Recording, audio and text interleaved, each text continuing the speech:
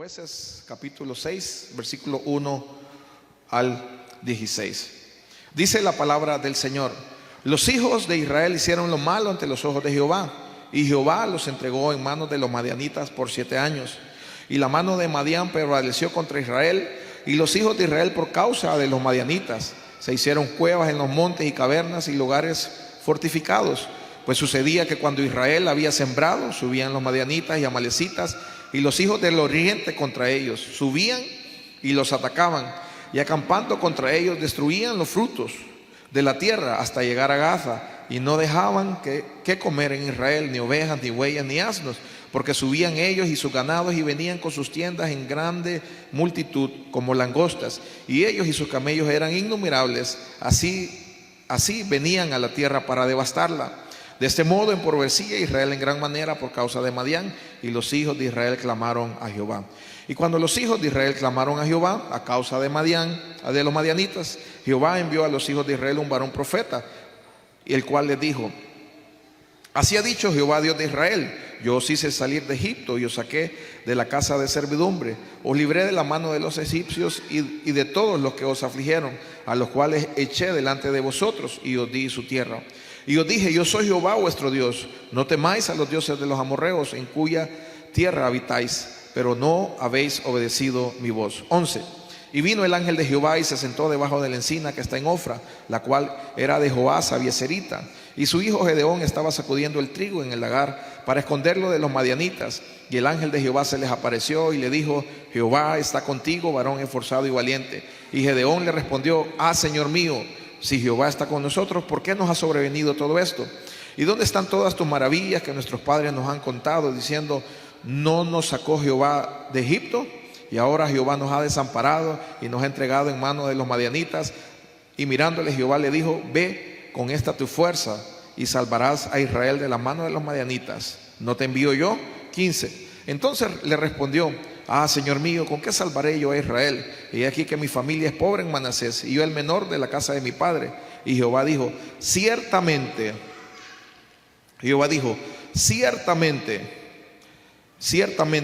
yo estaré contigo, y derrotarás a los madianitas como a un solo hombre. Puede cerrar sus ojos e inclinar su rostro.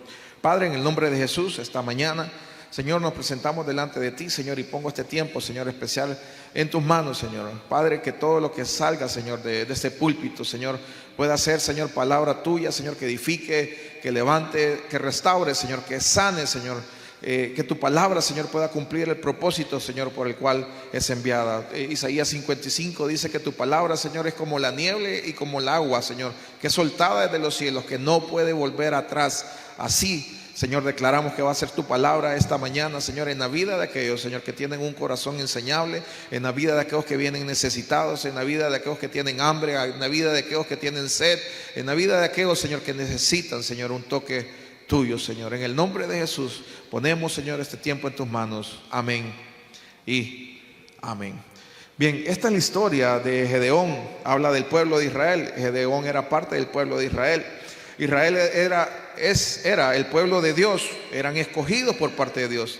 Pero en este momento de la historia, el cual acabamos de leer, ellos la estaban pasando mal. Los madianitas siempre estuvieron en conflicto con Israel. Años atrás, cuando todavía estaban en el desierto, lucharon contra los madianitas y casi los destruyeron por completo. Yo quiero que anote esto, ahí en su libreta, anote Números 31 del 1 al 20. Israel ya se había enfrentado a los madianitas, pero Israel no lo pudo destruir por completo. Debido a esto, a que no los aniquilaron totalmente, esa tribu que no aniquilaron volvió a poblarse y estaban de nuevo oprimiendo a Israel. Y quiero dejarle algo aquí dentro de nosotros. Todo lo que usted no venza, todo aquello que usted no supere del pasado, va a tener vigencia en su presente. Si lo quiere anotar, anótelo. Todo lo que usted no venza o supere del pasado va a tener vigencia en su presente. Entonces es necesario que usted pueda vencer hoy todo lo que usted tenga al frente, vénzalo para que en su futuro no pueda tener vigencia.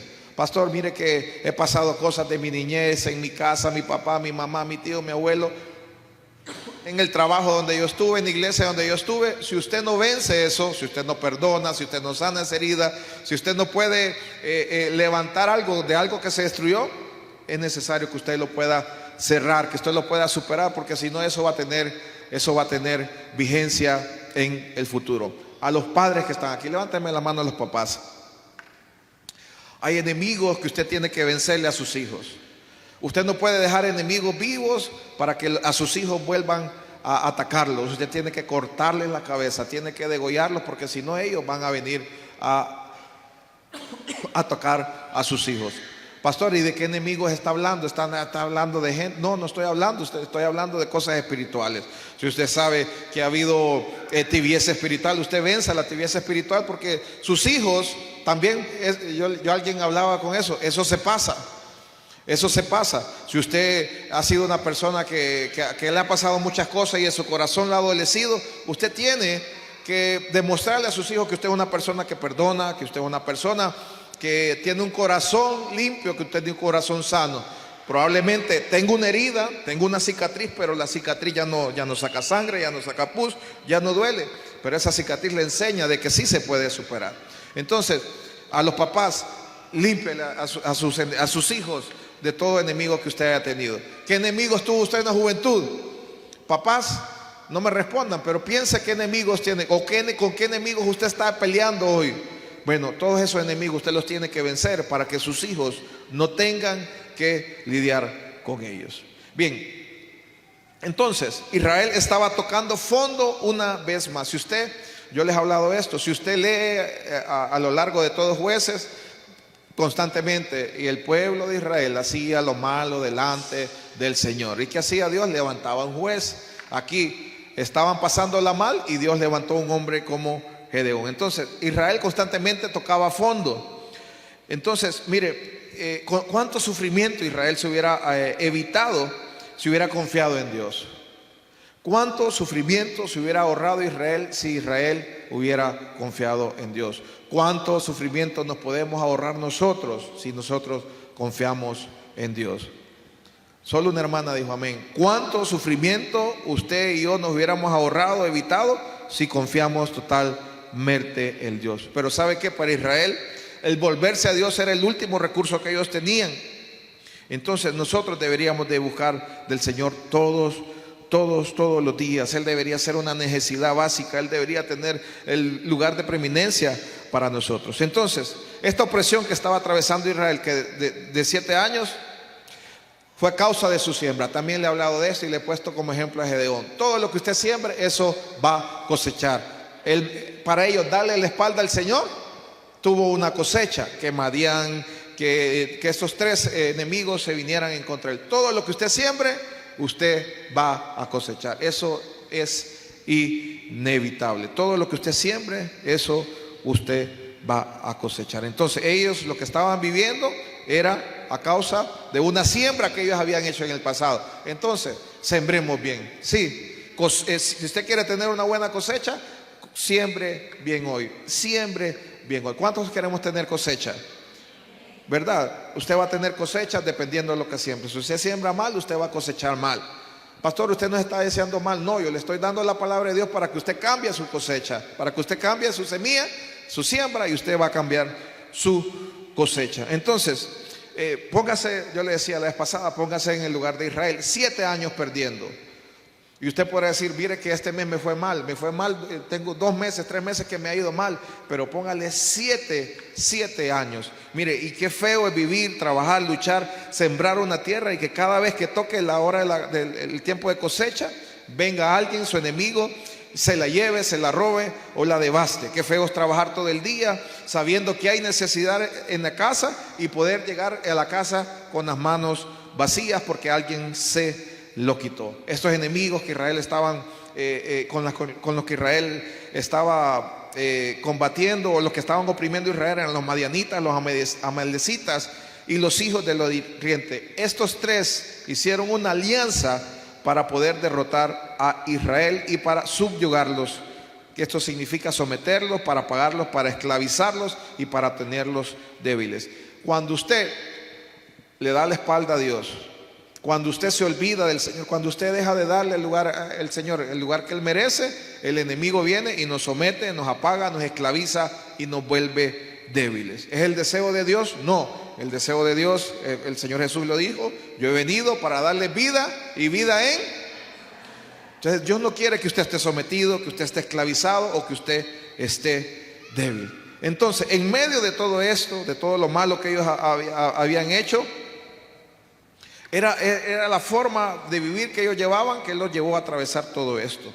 Entonces, cuando una persona vive lejos de Dios y hace lo malo ante los ojos de Dios, su único fin es la esclavitud, improductividad o esterilidad. Ellos eran esclavos, no tenían productividad y eran estériles. Por eso yo le digo, qué feo llegar a casa con las manos vacías habiendo una necesidad. Entonces, el vivir lejos de Dios, el hacer lo malo delante de los ojos del Señor, nos lleva a ser improductivos y estériles. En Juan 15, cuando habla de la vid y los pámpanos, dice que Él quiere que nosotros tengamos fruto, y no solamente dice fruto, dice que llevemos mucho fruto. O sea, el deseo de Dios es que usted sea productivo, que usted tenga, que usted pueda tener en lo material, en lo económico, que usted pueda tener sus recursos, que usted pueda siempre tener. A veces pasamos tiempos complicados, pero son tiempos complicados, son una etapa en el camino, es una parte del camino.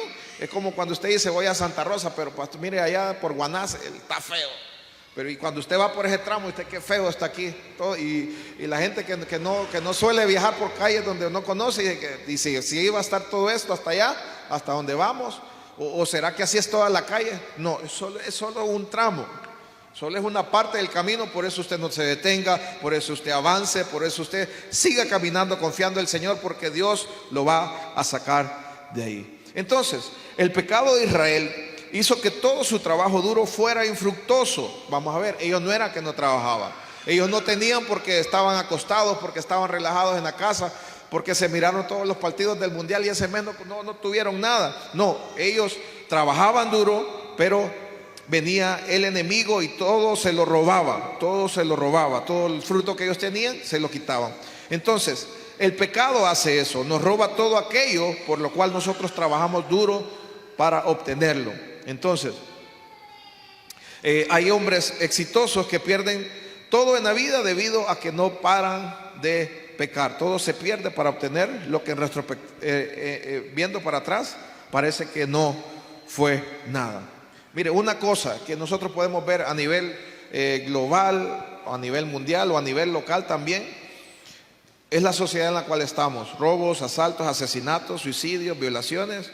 ¿Sabe? Hay un desprecio total de la vida, y eso es consecuencia de la mala siembra que ha tenido la gente.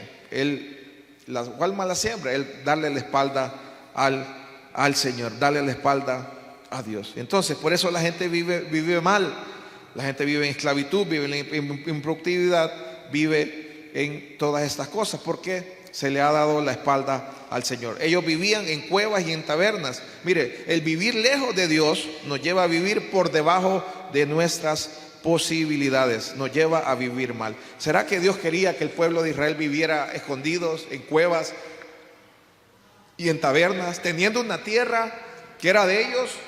¿Será que era el deseo de Dios que ellos vivieran escondidos? Entonces, el vivir lejos de Dios nos hace vivir mal. Entonces, vivir lejos de Dios nos hace vivir lejos de las posibilidades que Dios nos ha prometido. Vamos a ver, yo siempre le digo, hemos hablado de este tema acerca de la identidad que Dios nos quiere dar como hijos. Entonces, en el caso de Gedeón, Dios le dijo: varón esforzado y valiente, pero él era esforzado o valiente, no creo, porque estaba escondido. Pero Dios le estaba dando identidad. Dios le estaba diciendo: bueno, yo sé quién tú eres. ¿Por qué? Recuerde, porque Dios lo creó a él a su imagen y a su semejanza. Pero el vivir lejos de Dios nos hace vivir de una manera mínima, nos hace vivir lejos de las posibilidades que Dios tiene para nosotros. Dios le había dicho: varón esforzado y valiente, pero él estaba escondido. Él decía: yo soy pobre, mi familia es la más pobre, yo vengo de la aldea más pequeña, y no creo que eso sea para nosotros. Yo no creo que eso sea conmigo. Te equivocaste, Dios, de persona. De seguro es con alguien más, pero no es conmigo, porque Entonces, el vivir lejos de Dios nos hace vivir lejos de lo que Dios quiere que nosotros hagamos. Y vamos a ver, de esto le quiero hablar esta mañana. El tema de esta mañana se llama: en los momentos oscuros Dios quiere escribir la historia más hermosa para todos nosotros. Y yo le recuerdo esto, y aunque hoy usted está atravesando un momento oscuro, un momento difícil, probablemente usted diga: eso no es para mí. Porque Dios quiere, en ese momento que usted está atravesando, en esa situación que usted está viviendo, Dios quiere cambiar la historia y convertir una historia en una historia que ha sido dolorosa, que ha sido difícil. Dios la quiere cambiar en una historia hermosa para usted. Dios quiere cambiar una historia hermosa para usted. Mire, algo que tiene la palabra de Dios, y hablando del hombre de adentro con el hombre de afuera, voy a ir un poco más atrás. La palabra de Dios es para el espíritu nuestro, ¿verdad? Yo los estoy viendo a todos ustedes, pero yo estoy viendo a la carne o al cuerpo de ustedes. Pero dentro de usted hay un espíritu que Dios creó desde la eternidad, desde el principio de los tiempos Dios los creó. Y ese espíritu Dios lo hizo a su imagen y a su semejanza. Génesis 1:27. Colócamelo, hermano, Génesis 1:27. Ese espíritu que Dios creó lo hizo a su imagen y a su semejanza. Por eso es cuando usted viene a la iglesia y usted escucha unos cantos lindos, usted siente que quiere llorar, usted siente algo, porque es el espíritu que Dios creó en la eternidad que se está uniendo con Dios. Entonces, Dios creó al hombre a su imagen y a su semejanza. Entonces, Dios a usted y a mí nos creó conforme a su imagen y a su semejanza. Pero yo no puedo ver su espíritu, yo veo sus cuerpos, sí. Yo veo unos que son pelo negro, otros como machelitos, otros pelo castaños o azules, otros verdes, unos más altos que otros, otros más bajitos, otros más gorditos, otros más flaquitos. Yo veo los cuerpos de ustedes, pero no puedo ver su espíritu. Entonces, vamos a ver, Dios en la eternidad escribió una historia a favor de nosotros. Dios escribió todo como que si fuera una película en nuestra vida. Dios le escribió a favor nuestro, porque los planes de Dios son buenos, son de bien y no de mal, son planes de paz. Dice que no son planes de calamidad, son buenos los planes de Dios. Pastor, pero si los planes de Dios son buenos, ¿por qué estoy atravesando esto? Tengo años, tengo tiempo, toda mi vida desde que nací. Mi vida adulta también ha sido, cada vez va empeorando. Entonces, vamos a ver, tenemos que volver a la historia que Dios escribió a favor nuestro. Le pongo otro ejemplo: Adán y Eva. Dios había determinado algo para ellos. A Dios le encantaba pasearse por el jardín y platicar con ellos, ¿sabe? Pero Adán, y Dios le dio una instrucción y le dijo, bueno, de todo, le dio una tarea, le dio que pusiera nombre a todos los animales. Y le dijo, del árbol que está en medio, de todos puede hacer uso menos de ese. Pero aquel dijo, yo voy a probar. Entonces el deseo, la historia que Dios había escrito era que podía hacer de todo, disfrutar de todo, menos de ese árbol. Y vino aquel, hizo lo que él quiso. Muchas de las cosas que hoy estamos atravesando es que hemos querido vivir nuestra historia cuando Dios ya tiene su historia. Dios ya tiene una historia escrita a favor nuestro, pero nosotros hemos querido vivir nuestra propia historia y nos ha ido mal. Por eso es que hay gente que vive en pleitos, hay gente que vive en pobreza, en gritos, en divorcio, en discusión. ¿Cuánta gente quisiera cambiar la forma en que vive?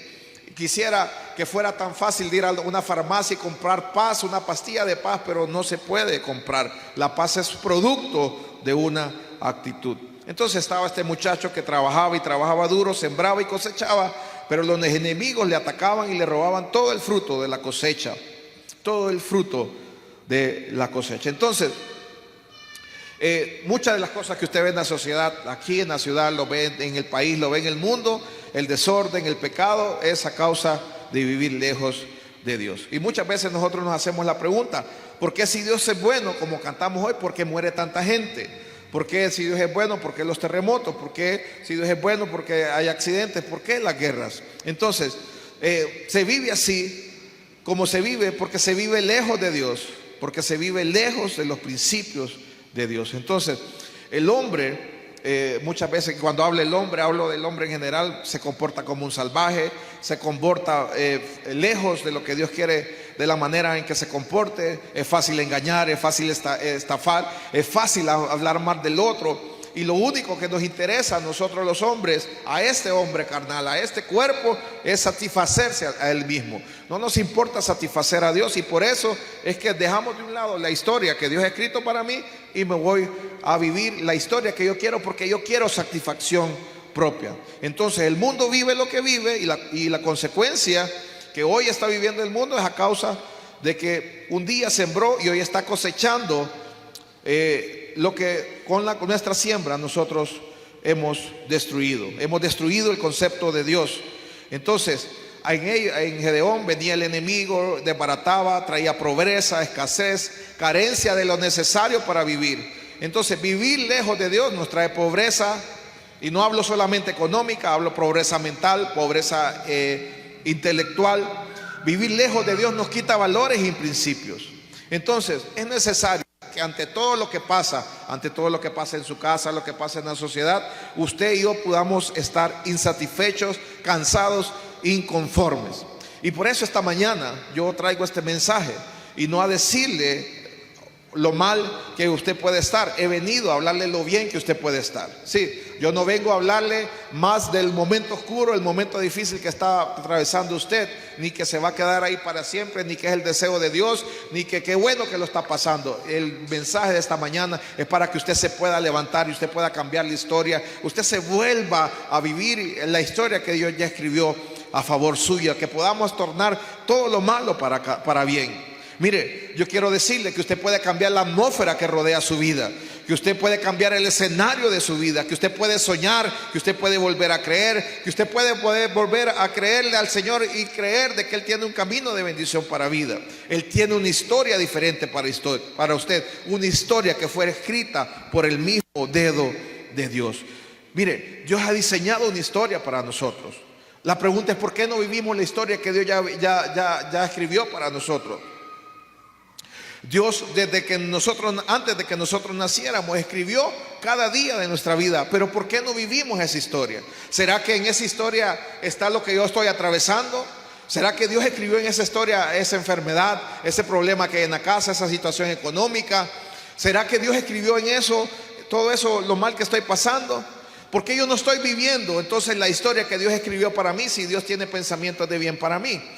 Salmo 139, David lo decía de esta manera. Salmo 139, 16, 17. Dice el Salmo, póngamelo desde el 13, por favor. 10 o 9. Ok. Mire, ahí en el Salmo 139, hablando de historia, a veces nosotros queremos huir a lo que Dios quiere hacer en nuestra vida. A veces creemos que no se puede cambiar. Desde el versículo 7. A veces decimos: no, esto ya está así, mi papá vive así, mi abuelita vive así, todos los que han estado antes de mí ya llevan esto, y no hay forma de que se pueda cambiar. Mire, dice el Señor: ¿a dónde me iré de tu espíritu? ¿A dónde huiré de tu presencia? Si subiera a los cielos, ahí estás tú. Si en el Seol hiciere mi estrado, he aquí, ahí tú estás. Si tomare las alas del alba y habitar en el extremo del mar, aún ahí me guiará tu mano y me asirá tu diestra. Si dijere: ciertamente las tinieblas me encubrirán, aún la noche resplandecerá alrededor de mí. Aún las tinieblas no encubren de ti, y la noche resplandece como el día. Lo mismo te son las tinieblas que la luz. 13. Porque tú formaste mis entrañas, tú me hiciste en el vientre de mi madre. Te alabaré porque formidables, maravillosas son tus obras. Estoy maravillado, mi alma lo sabe muy bien. No fue encubierto de ti mi cuerpo, bien que en lo oculto fui formado y entretejido en lo más profundo de la tierra. Mi embrión vieron tus ojos, y en tu libro estaban escritas todas aquellas cosas que fueron luego formadas, sin faltar una de ellas. Cuán precioso me son, oh Dios, tus pensamientos, cuán grande es la suma de ellos. La nueva traducción viviente dice en el versículo 16: me vistes antes de que naciera. Cada día de mi vida estaba registrado en tu libro. Cada momento fue diseñado antes de que un solo día pasara. Qué preciosos son tus pensamientos acerca de mí, oh Dios, no se pueden enumerar. Y mire, para reforzar esto, yo quiero traer el ejemplo. Cuando alguien va a construir, o normalmente una persona razonable, antes de construir, hace por lo menos un croquis, agarra un papel y le hace la forma que va a tener, mire las dimensiones, cuántas habitaciones, donde va a poner el baño, hace la distribución. Lo mismo Dios. Yo le voy a decir algo: Dios no improvisa con nosotros. Usted no es una improvisación del Señor. Sabe, Dios es el arquitecto del universo, pero también es el arquitecto de nuestra vida, y Él nos diseñó tal cual somos. Y sabe qué, Él diseñó todo nuestro ser, y Él diseñó de una manera maravillosa. Por eso dice: cuán formidables, cuán maravillosas son tus obras. Usted no es una improvisación de parte del Señor. La cosa, si Dios dice que son formidables sus obras, si son maravillosas, yo no la estoy pasando tan formidablemente que se diga. Yo no la estoy pasando tan maravillosamente que se diga. ¿Por qué? Porque hemos querido vivir nuestra propia historia. Hemos querido satisfacer nuestro propio deseo, cuando Dios tiene un deseo aún mayor. Le repito, los caminos del Señor, sus pensamientos son más elevados que los nuestros. Pero nosotros no queremos vivir en el pensamiento ni en el camino elevado del Señor. Queremos vivir en el pensamiento, en el camino terrenal, porque nos gusta todo lo que nos ve. Nuestro cuerpo le gusta todo lo que nos ve. Y yo le dije: nosotros, Dios que nos hizo a su imagen y su semejanza, o sea, Dios quiere que nosotros nos parezcamos a Él, pero nosotros nos queremos parecer al vecino, nos queremos parecer a aquel, nos queremos parecer a la otra, que me quiero vestir como aquel, me quiero ver como aquel, quiero ir donde aquel anda. ¿Y sabe qué? Cuando a quien tenemos que parecernos es al Señor. Sí, porque maravillosas y formidables son sus obras, son sus caminos, son sus destinos que Dios tiene para nosotros. Entonces, yo quiero que usted pueda recibir esto en su corazón. Todos sus días fueron diseñados por Dios. Todos sus días fueron diseñados por Dios antes de nacer. Y el reto para nosotros es no vivir otra historia que Dios ya creó, ya diseñó para mí. Ese es el reto de nosotros, porque yo quiero vivir mi propia historia. Sí, yo quiero vivir mi propia historia. Probablemente mi deseo no hubiera sido estar aquí hoy. Probablemente mi deseo era descansar hasta las 10 de la mañana, estar por lo menos en posición horizontal. Pero ¿sabe qué? El deseo de Dios es que pudiéramos estar compartiendo hoy, cantarle al Señor, de glorificar su nombre. Entonces, mi propio deseo me va a llevar a otras cosas. No, puedan que no sean pecados, pero me va a llevar a otras cosas. Entonces, el deseo de Dios y el reto de esta mañana con esta palabra es que no vivamos otra historia aparte que la que Dios ya ha diseñado. Pastor, es que usted quiere que yo me haga pastor, usted quiere que yo predique. No, es el deseo de esta palabra es que usted pueda vivir conforme a la palabra del Señor. Usted quiere conocer quién es usted tiene que conocer quién es Dios, porque al conocer quién es Dios, se le va a revelar Dios a su corazón, y todo lo que hoy le cuesta, no le va a costar nada cuando usted conoce a Dios, cuando se le revela a Dios. Por eso hay gente que dice: no, yo no puedo perdonar a fulanito de tal. Y mire, esa es la viva carne de nosotros.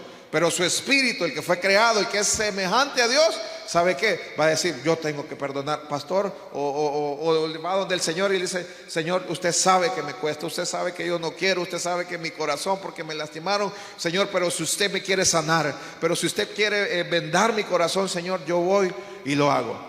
¿Verdad? Entonces son cosas diferentes. Mi propia historia no quiere. Mi propia historia quiere ir a buscar pleito. Mi propia historia quiere ir a cobrar venganza. Mi propia historia ir a hacer quedar mal públicamente al otro. Pero mi espíritu, el que fue creado, el que fue diseñado por Dios, va a querer vivir la historia que Dios creó. Entonces, el deseo, el reto de esta mañana es que no podamos vivir otra historia.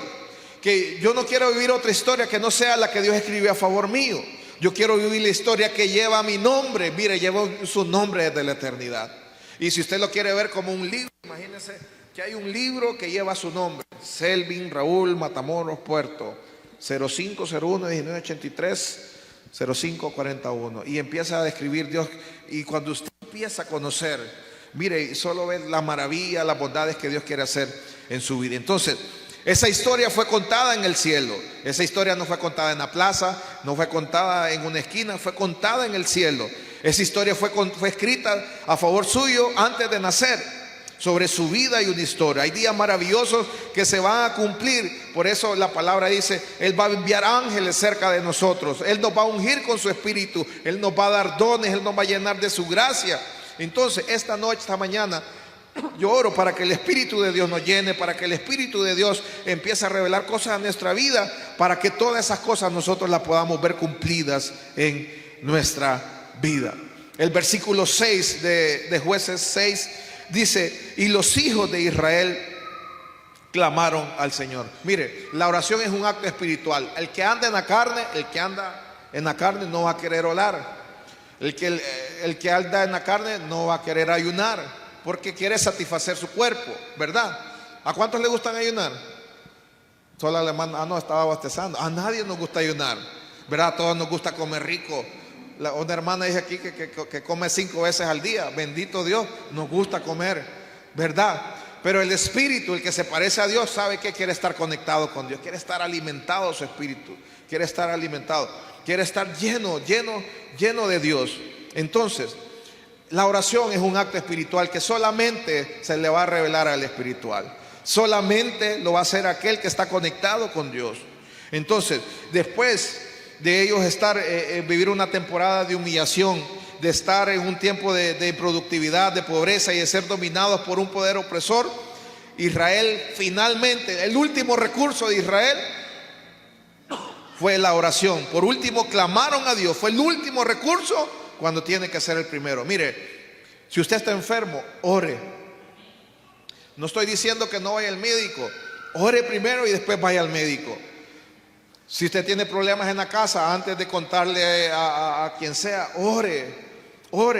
Si usted tiene cualquier tipo de dificultad, ore, clame al Señor. No, que no sea su último recurso. Entonces, le digo esto porque la oración da buenos resultados.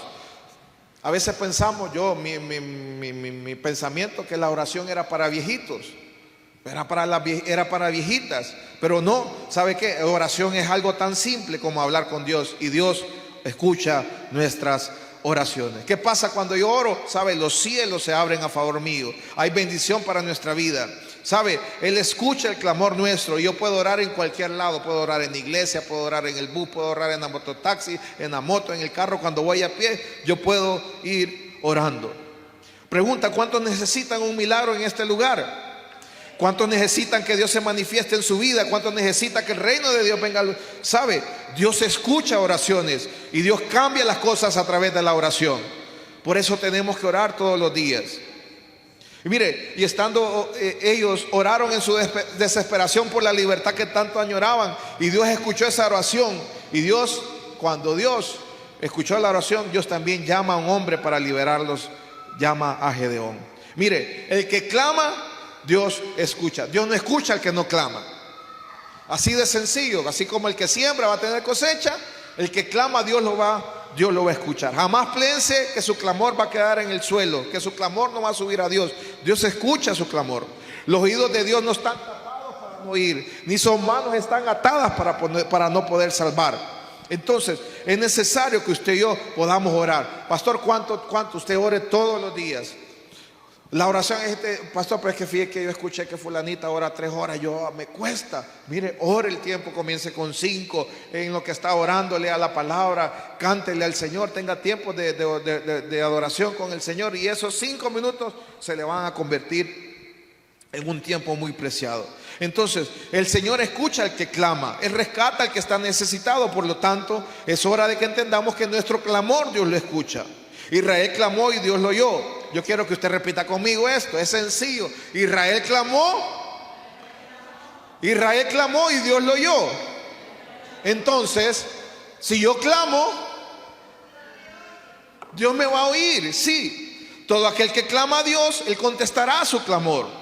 Y yo quiero decirle, el Señor va a contestar su clamor. El Señor no está hecho ni de yeso, ni de barro, ni de bronce, ni de hierro. Él es un Dios vivo. Él tiene ojos para ver, tiene manos para tocar. Él es Dios poderoso que contesta el clamor de su iglesia, de su amada, de sus hijas. Él igual contestará tu clamor, sí. Puedes darle un fuerte aplauso al Señor. Él va a contestar tu clamor. Él contesta el clamor de su pueblo. El que ora por sanidad va a recibir sanidad. El que ora por provisión, Dios va a escuchar su clamor. Entonces estamos en días donde el Señor quiere contestar nuestro clamor. Y mire, siempre el pueblo que clama, cuando el pueblo clama, Dios levanta a alguien. Siempre hay un clamor, siempre Dios va a levantar a alguien. En su casa hay alguien que Dios va a levantar. Donde hay necesidad, alguien va a ser levantado. Entonces, le pongo esto, le digo esto porque había una necesidad en Egipto y Dios levantó a un José. Había una necesidad en Israel y Dios levantó a un Moisés. Había una necesidad en mi tierra y Dios levantó a Jesús, un Mesías, un Salvador. Había una necesidad en mi casa y Dios va a levantar a alguien. Hay una necesidad en Lepaera y ¿sabe qué? Dios va a levantar. ¿A quién cree que va a levantar? Hágale así. Hágale así. No, pero en serio, es con usted que mire, ve, no es con los que no vinieron. Sí. Es con usted. Hay una necesidad en su casa. ¿A quién va a levantar a Dios? Sí, Dios no va a traer un misionero. Dios no va a traer a nadie. Dios no va a traer a un apóstol. No, Dios no va a traer a nadie. Dios ya lo puso a usted ahí. Sí. Entonces, hágale así con ganas. Es a mí que Dios me va a levantar. Hay problemas en la casa. ¿Quién va a orar por usted? Entonces, donde hay una necesidad, Dios siempre levanta a alguien. Dios siempre levanta a alguien. Entonces a Gedeón un ángel se le acerca y le dice: Gedeón, ustedes pueden salir de la pobreza, ustedes pueden salir de la miseria, ustedes pueden salir del miedo, pueden salir de la manipulación de sus opresores, pueden salir de la tristeza. El ángel lo que le estaba diciendo a Gedeón era: Gedeón, yo quiero decirte que Dios está contigo y que tú eres un varón esforzado y valiente. Verso 12, eso es lo que le dice: varón esforzado y valiente. Pero Gedeón estaba juntando lo poco que había quedado para poder comer. Imagínense, estaba recogiendo el desperdicio para ver qué encontraba para comer. Y viene Dios y le dice: varón esforzado. Gedeón estaba escondido. Era parte del pueblo oprimido. Estaba guardando el resto de lo que nadie quería para comer. Pero ¿cómo es que Dios le dice esforzado y valiente? Dios viene y lo despierta la conciencia de un hombre para decirle: tú puedes ser el líder de tu comunidad, tú puedes ser el cambio en la sociedad que te rodea, tú puedes levantarte de la pobreza, tú puedes levantarte de la miseria, del miedo, de la tristeza. Y de la misma manera, todo lo que usted adolece en su casa, Dios lo va a levantar a usted. Dios lo va a levantar a usted. Verso 13. Gedeón le dice: perdón, le dice el ángel, pero si el Señor está con nosotros, entonces ¿por qué tenemos tantos problemas? Sabemos que Él hizo milagros en favor de nuestros antepasados. Ellos contaron que el Señor los sacó de Egipto, pero el Señor nos ha abandonado y ha permitido que los madianitas nos opriman. Mire, Gedeón tiene una plática medio rara con Dios ahí y le dice: bueno, si tú eres tan bueno, ¿por qué nos pasan esas cosas? ¿Cómo es que llegamos a esta agitación? ¿Por qué pasa lo que está pasando? Y mire, mucha gente no la ha pasado bien, ha sido dañada, maltratada y se pregunta por qué pasó lo que pasó. Y gente dice: pucha, si yo hubiera nacido en otra familia, si mis papás tuvieran otro apellido, si yo viviera en San Pedro o en Tegucigalpa, si viviera allá en el norte, mi vida fuera diferente, yo fuera feliz. Y sabe, o si yo tuviera tal apellido, o si mi vida fuera diferente, mi estilo de vida fuera diferente, si yo fuera como aquel, como fulanito, fuera diferente. Y viene Gedeón con un montón de preguntas y Dios les tiene que ministrar. Y era la cuestión de sus padres. Todo lo que Gedeón, vuelvo al punto que le comenté antes, todo lo que Gedeón estaba adoleciendo era causa de una siembra que hicieron sus padres. Papás, tenemos una gran responsabilidad. Tenemos una gran responsabilidad. Por eso el hecho de ser cristiano, y yo digo esto, Dios no está jugando a ser Dios. Y Dios no está jugando a tener una iglesia. Y de igual manera nosotros no podemos jugar a la iglesia. ¿Sabe? Dios quiere hacer cambios eternos en nuestra vida. Y Dios quiere hacer cambios generacionales en nuestra vida. Su decisión va a determinar lo que vivan sus hijos. Así se lo digo. Así se lo digo. ¿Por qué digo esto? ¿Por qué digo esto? Ya lo voy a llevar. Toda la generación que antecedió a Gedeón había sembrado mal y su cosecha era el resultado. Pero viene y le dice el ángel: tú puedes cambiar las cosas, tú puedes producir en cambio, tú eres un varón esforzado y valiente, porque Dios tiene la habilidad de no ver en nosotros lo que nosotros no podemos ver. Verso 14. Ve con tu fuerza hasta que tiene y rescata y salva a los Israel de las manos de los madianitas. ¿No te envío yo? Entonces Dios le da una misión, un propósito. Verso 15. Entonces le respondió: Señor mío, ¿con qué salvaré yo a Israel? Y aquí mi familia es pobre en Manasés y el menor en la casa de mi padre. Mire, son etiquetas que la gente pone de nosotros.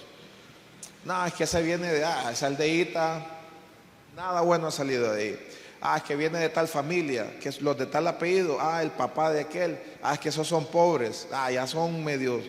Mire, son etiquetas que la gente pone. El pobre, el menor, el que no tiene oportunidades, son etiquetas que la gente pone dentro de nosotros. Gedeón tenía limitaciones, pero cuando Dios le buscó, él estaba trabajando. Mire, Dios busca gente que trabaja, Dios busca gente de esfuerzo, Dios busca gente de pelea, que luchan por un objetivo, gente que pueda todos los días luchar y luchar día a día, mes a mes. Si usted quiere avanzar en el reino de Dios y en la vida, trabaje, luche. Sí. Mire, Dios llamó a Moisés y a David cuando estaban cuidando ovejas. A Eliseo lo llamó cuando estaba arando.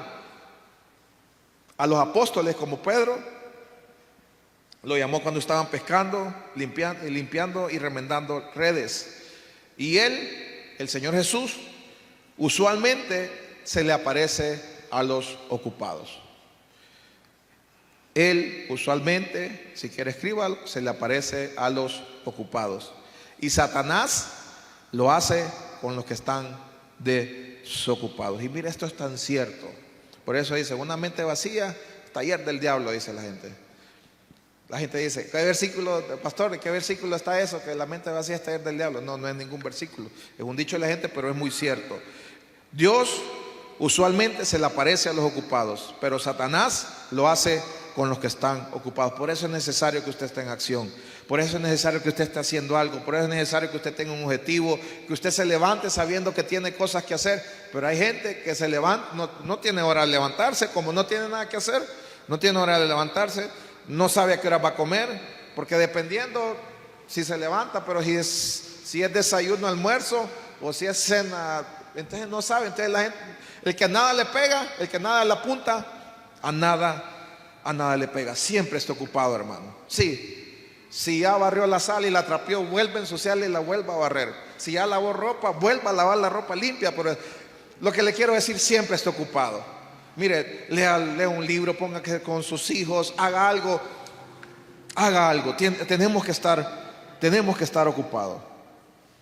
¿Por qué? Porque Dios quiere a esos que están trabajando, a los que están luchando, Dios quiere sanar su mundo.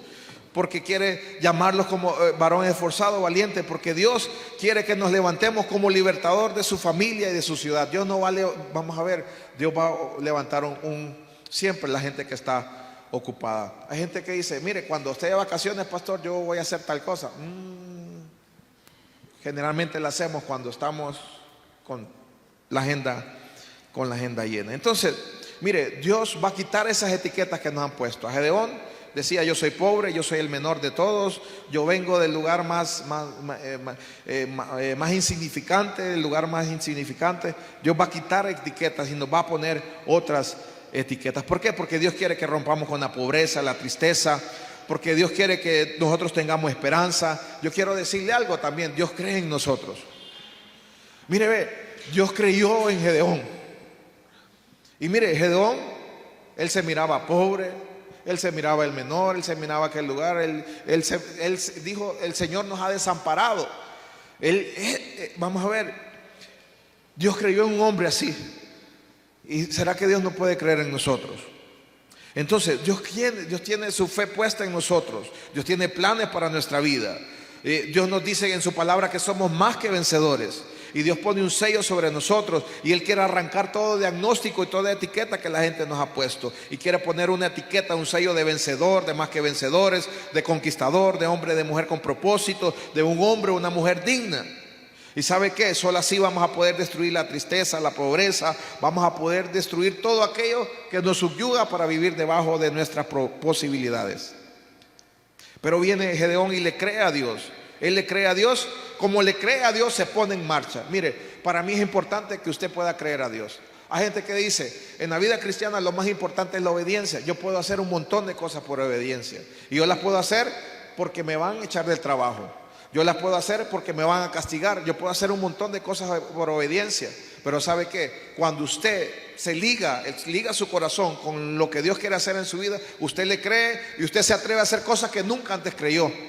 Sí, y no las hace con dolor, no las hace con pesadez, las hace de todo su corazón. Si Dios dice que me está llamando, yo me levanto. Si Dios dice que yo puedo testificar, yo voy a testificar lo que Dios ha dicho de mí. Y eso es lo maravilloso cuando venimos a Cristo, porque usted ve gente que vino tímida, que vino así toda como apocada. Usted luego los ve desarrollándose en un ministerio, usted los ve cantando, usted los ve danzando, usted los ve compartiendo con los hermanos, usted los ve compartiendo su testimonio. Ahora va donde la familia, le comparte el Señor. Viene la vecina a tirarle chambre y viene ella, le tira la palabra del Señor. Y mire, todo aquello es lo que hace la obra transformadora del Señor. Cuando usted le cree al Señor, mire, nos ponemos en marcha. Como que Dios mismo nos va empujando a hacer aquellas cosas y no nos va a costar nada. La primera misión de Gedeón como libertador, Dios la asignó para que fuera a arrancar la raíz de la idolatría de Israel. Lo manda a derribar el altar de Baal y también cortó la imagen de madera que representaba una diosa cananea, Acera. Verso 27, hermano, por favor. Yo me estoy saltando, pero yo le dejo de tarea que va a leer todo el capítulo 6, 7 y 8. Miren lo que dice el 27. Entonces Gedeón tomó 10 hombres de sus siervos e hizo como Jehová le dijo, mas temiendo hacerlo de día, por la familia de su padre y por los hombres de la ciudad, lo hizo de noche. 28. Por la mañana, cuando los de la ciudad se levantaron, he aquí que el altar de Baal estaba derribado y cortada la imagen de Acera que estaba junto a él. Y el segundo toro había sido ofrecido en holocausto sobre el altar edificado. ¿Cuál era la siembra que habían hecho los padres de Gedeón? Levantar imagen a Baal y una imagen de Acera. Gedeón derribó el altar de Baal y cortó la imagen de Acera. Toda la generación que antecedió había sembrado mal, y lo que estaba viviendo Gedeón era el resultado, era la cosecha de esa siembra. Pero viene Dios para decirle a Gedeón, tú puedes cambiar las cosas, tú puedes producir un cambio. Y yo quiero decirle esto, usted puede producir cambio en su entorno, en su casa, en su familia. Usted puede producir cambio. Salto hasta el verso 33. Pero todos los madianitas y amalecitas y los de oriente se juntaron a una y pasando acamparon en el valle de Jezreel. Entonces el espíritu de Jehová vino sobre Gedeón. Ahora, ¿cómo se hace para pelear contra sus opresores? Son 3 pueblos unidos y la gente que tenía para liderar estaba destruida. ¿Cómo hacía? ¿Por qué digo que estaba destruido? Todos estaban empobrecidos. Capítulo 7, verso 1. Levantándose pues de mañana, Jerobabal, el cual es Gedeón, tomó el pueblo que estaba con él, acamparon junto a la fuente de Jarot, y tenía el campamento de los madianitas al norte, más allá del collado de More, en el valle. 2. Y Jehová le dijo a Gedeón, el pueblo que está contigo es mucho para que yo entregue a los madianitas en su mano, no sea que se alabe Israel contra mí, diciendo, mi mano me ha salvado. Verso 7. Entonces Jehová dijo a Gedeón, con estos 300 hombres que lamieron el agua os salvaré y entregaré a los madianitas en tus manos, y váyase toda la demás gente, cada uno a su lugar. 12. Y los madianitas y los amalecitas y los hijos del oriente estaban tendidos en el valle como langostas en multitud, y sus camellos eran innumerables como la arena que está en la ribera del mar en multitud. Mire, esto era poderoso. ¿Cómo se pelea contra un sistema? ¿Cómo se pelea con una sociedad empobrecida, una sociedad que está dañada, una sociedad que está envuelta en pecado, en alcohol, en droga, en promiscuidad sexual? ¿Cómo se pelea? Dios, aquí en este caso a Gedeón le dio una estrategia. Verso 16. Y repartiendo los 300 hombres en 3 escuadrones, dio a todos ellos trompetas en sus manos, cántaros vacíos con teas dentro de los cántaros. ¿Por qué quiero llevarlo a esto? Porque como le digo, Dios nos dio su imagen y su semejanza, pero nuestro espíritu recibe y puede creer lo que Dios ha hecho cuando usted está conectado con Él, pero su carne no lo va a creer. El Señor hizo que Gedeón reuniera 32,000 hombres. El Señor le dijo: son muchos, vaya y ustedes piensen que esta victoria fue porque ustedes eran 32 y no son muchos. Se quedaron 10,000, 22 se fueron para sus casas, y de esos 10,000, dice el Señor, son demasiados.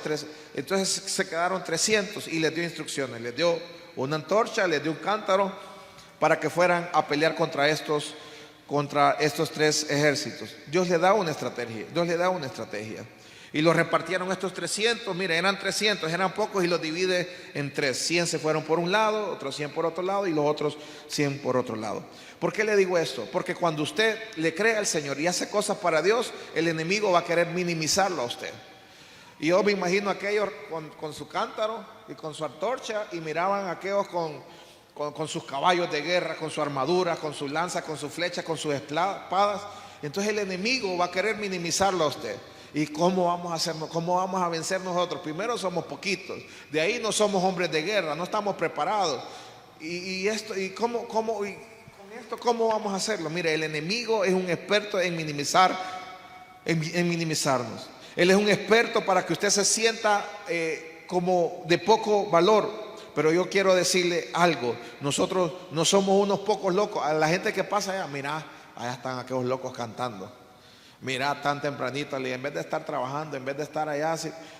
Entonces así nos ve la gente. Pero sabe que yo quiero decirle algo, y yo quiero que usted lo pueda creer en su corazón, porque esto va a cambiar algo en su mente. Nosotros somos el ejército de Dios. Las cosas que Dios va a hacer aquí, lo va a hacer con nosotros. Y yo le dije la vez pasada, Dios no necesita muchos, Dios necesita pocos que le crean. Y este es el claro ejemplo, que Dios puede hacer mucho con pocos. Y con esto no le digo que yo no quiero crecer. Le estoy diciendo que los que seamos ahorita vamos a ser aquellos que Dios use para que podamos crecer, sí. Y que usted se pueda ver como un ente reproductor de otro hermano. Usted dice: yo voy a ir a levantar a alguien. Yo oro al Señor para que el Señor me ponga a otros, y que otros puedan venir y conocerle al Señor. Entonces, ¿por qué? Porque Dios pone algo dentro de usted. Entonces, cuando usted le cree al Señor, Dios puede cambiar las cosas. Dios puede levantarnos a soñar por cosas diferentes. Porque usted, cuando usted estaba pobre, cuando usted tenía miedo, cuando usted no tenía sentido de propósito, viene Dios y ahora le pone un sentido de propósito diferente. Y Dios ahora nos llama para poder ser el libertador. Y yo quiero, siempre recalco en esto, no diga: bueno, yo voy a ir a conquistarle Paera. Sabe que conquiste su casa primero. El primer trabajo que yo tengo como padre es mi casa.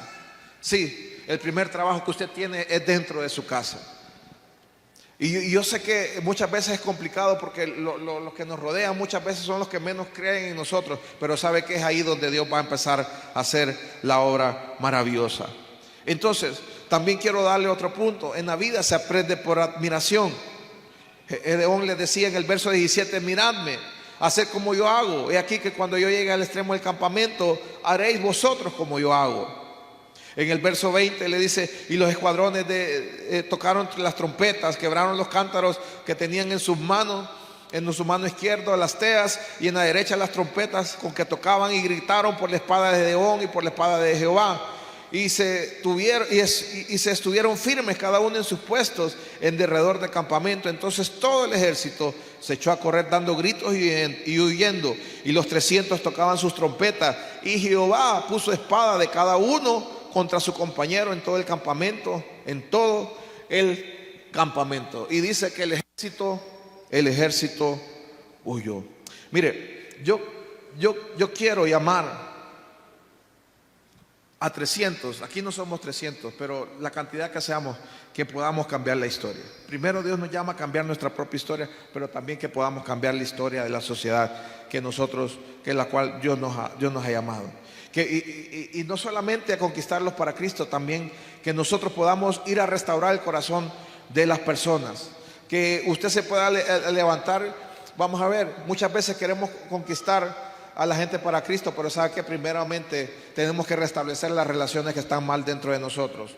Hay hijos que no le hablan a sus padres, hay padres que no le hablan a sus hijos, hay gente que está dolida con un familiar, con un vecino, con una persona. Primero vayamos y Dios va a restaurar todas esas cosas.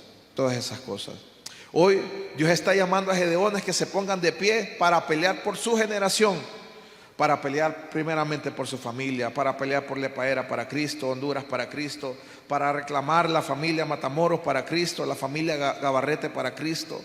Y mire, cuando nos levantamos vamos a recibir la fuerza de Dios. Dios nos va a levantar y vamos a hacer pedazos la depresión, vamos a romper en 1000 pedazos la tristeza. ¿Sabe por qué? Porque vamos a comprender que somos realmente libres. El confesar que somos libres no solamente es un canto, es un estado dentro de nosotros cuando entendamos la libertad a la cual Dios nos ha llamado.